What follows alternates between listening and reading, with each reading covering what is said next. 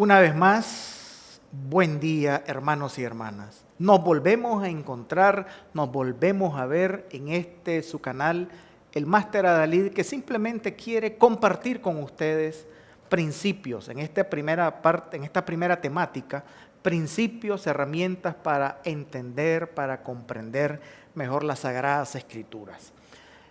En el programa anterior, en el encuentro anterior, mirábamos la definición sencilla de dos palabras que van a ser importantísimas en este tema: exégesis y hermenéutica. Decíamos que exégesis es la aplicación de una herramienta específica para extraer, de ahí la palabra extraer el mensaje del texto original. Luego decíamos que hermenéutica tiene que ver con la aplicación de ese mensaje a nuestra vida, a nuestra situación personal, familiar, eclesial o el contexto social en el que estamos.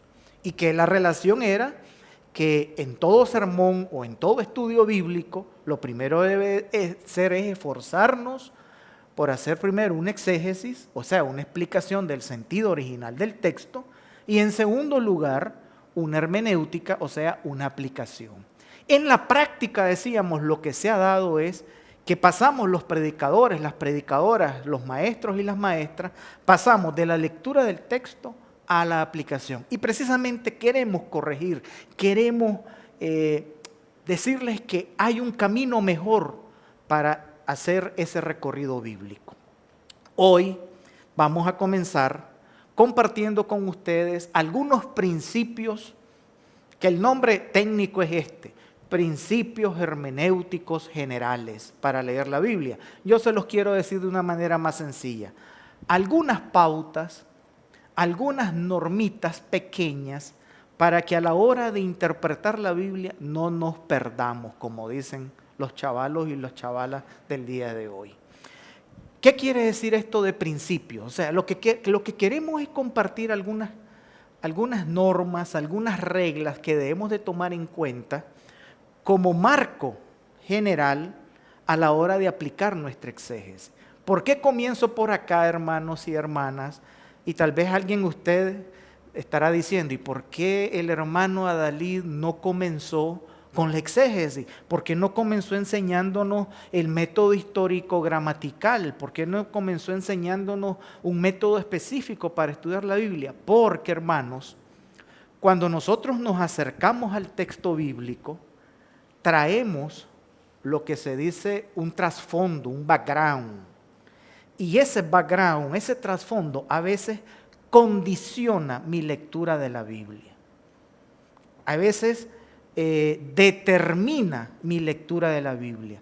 Y entonces es necesario estar claro de algunos principios que nos sirvan de marco para evitar o para corregir excesivo condicionamiento, excesiva determinación de mi trasfondo a la hora de leer la Biblia.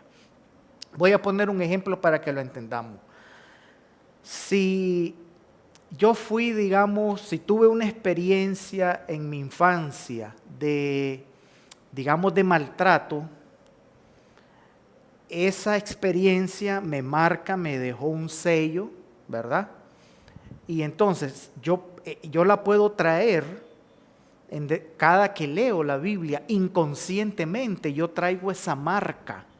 Y entonces me puede, condicionar la lectura de ciertos textos, de ciertos pasajes de la Biblia que me evocan, que me recuerdan en mi psiquis, en mi interior, la experiencia de abuso que tengo. Por ejemplo, hay un texto en que Jesús le dice a sus discípulos, el texto de los niños, dejad a los niños venir a mí. Y ahí en cierta medida, fíjense hermanos, que hay una situación de rechazo social hacia la niñez. Y Jesús sale al frente de esa situación, cuando Él dice, dejen a los niños venir a mí. Porque se creía que los niños no tenían nada que ver con los grandes maestros de Biblia, con las grandes, digamos así, maestros de Biblia del pueblo de Israel. Y entonces los discípulos hacen caso de ese paradigma negativo hacia los niños y entonces se los apartan o estaban impidiendo que los niños llegaran a Jesús.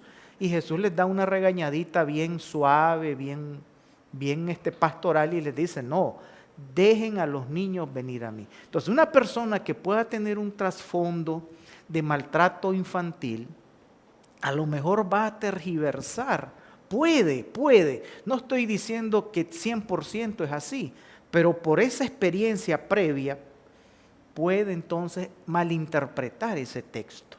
Entonces, la hermenéutica, estos principios que yo les voy a compartir, tratan de que podamos evitar ese excesivo condicionamiento de nuestras experiencias o del paradigmas que hay en la sociedad para interpretar el texto. Por ejemplo, un paradigma social podría ser el consumismo que hay en las sociedades actuales. Consumir, que nos hace creer que, por ejemplo, si yo no estoy vestido de determinada marca de ropa, entonces yo estoy como fuera de lugar. Me hacen sentir como que estoy fuera de lugar. Y eso es parte de todo ese cliché consumista que hay en nuestras sociedades. Tal vez afectará más a determinados sectores de la sociedad, ¿verdad? Pero está ahí presente. Entonces, ese cliché y ese condicionamiento social puede afectar la lectura de algunos textos que yo haga de la Biblia.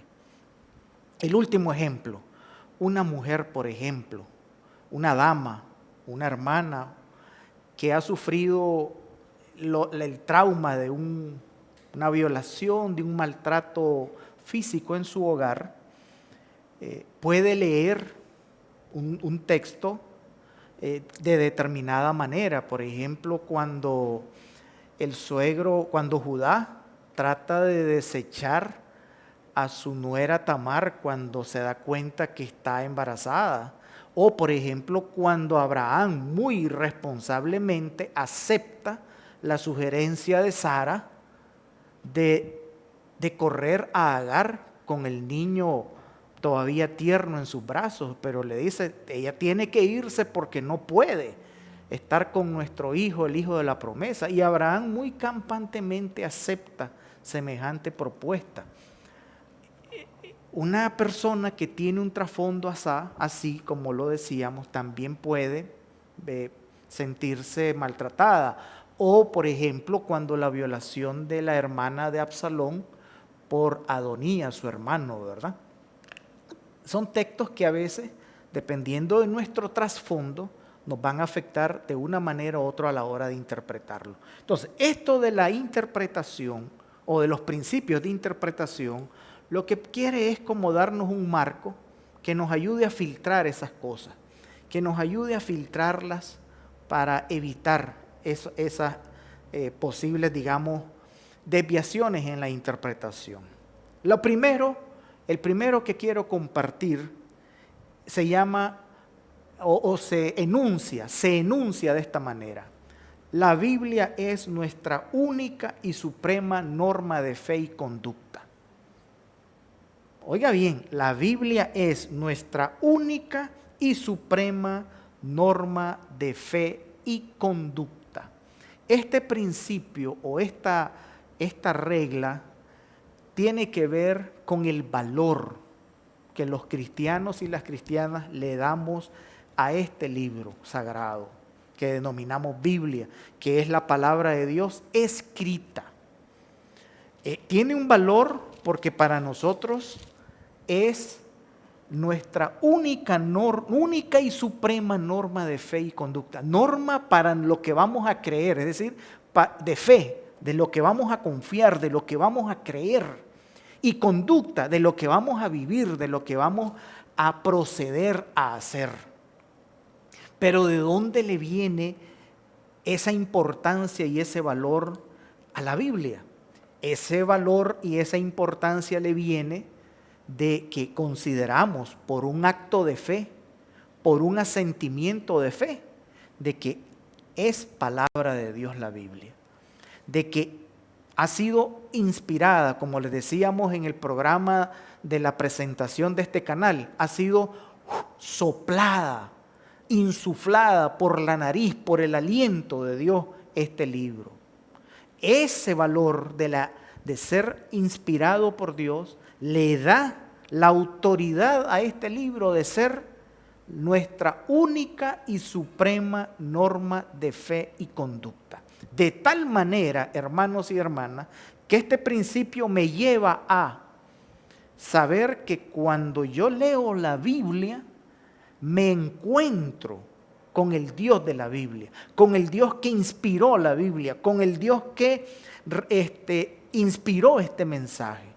Y que la Biblia entonces se vuelve un canal, la Biblia se vuelve un instrumento, un lugar seguro donde usted, yo, cualquiera que lee la Biblia con ojos de fe, puede encontrarse con Dios.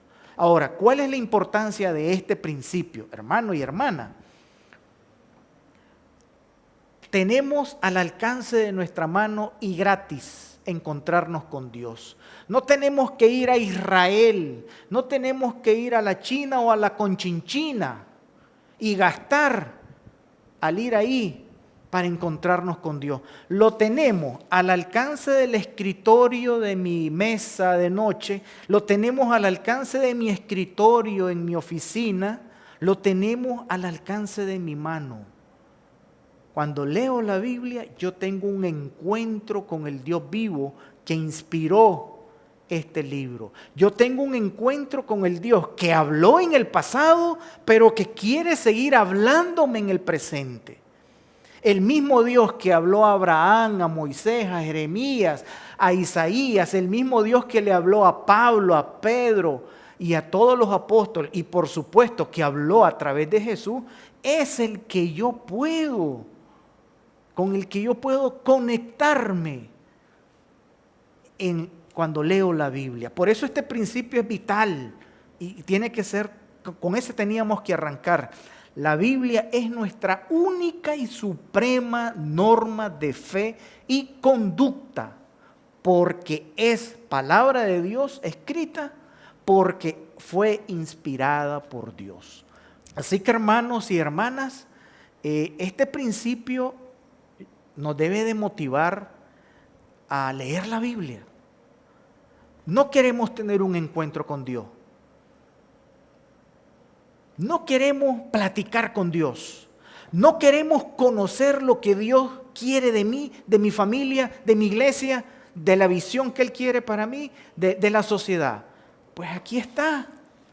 Acerquémonos al texto, leámoslo, que cuando yo lo leo, Dios me habla porque y quiere que sea mi norma de fe y de conducta. Como les decía, el día de hoy el pueblo evangélico ha dejado de ser el pueblo del libro, no la estamos leyendo. Porque leer la Biblia, hermanos, no es leer el texto pequeñito que en la televisión los domingos presenta un predicador o una predicadora. Si usted, hermano y hermana, con todo el respeto y el amor se lo digo, si usted cree que eso es leer la Biblia, lamento decirle que eso no es leer la Biblia. Leer la Biblia es que yo dedique un tiempo, mi ajetreada agenda del día, y que dedique un tiempo para encontrarme con Dios a través de la lectura de la palabra escrita.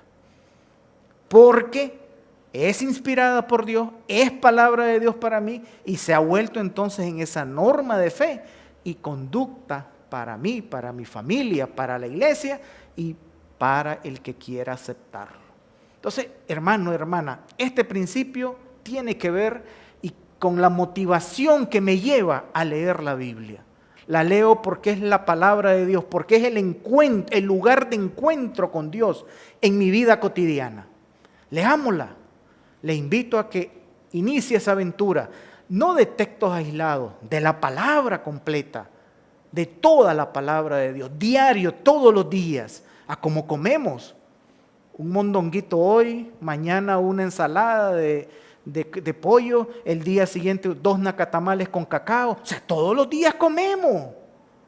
Tirémonos un buen plato con la Biblia también. Que el Señor les bendiga.